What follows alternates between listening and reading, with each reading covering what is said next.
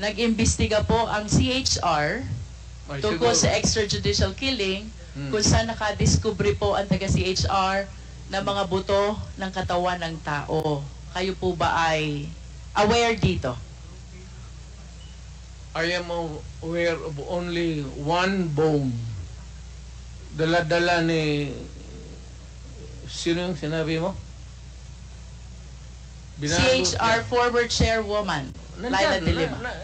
It's there. Hindi, isa lang po. And you are aware also that the former DOJ Secretary, Vitaliano Aguirre, represented Ben Laud in the investigation of the extrajudicial killing? What do I know about the investigation? Or if you are aware, Mr. President. Yes, again.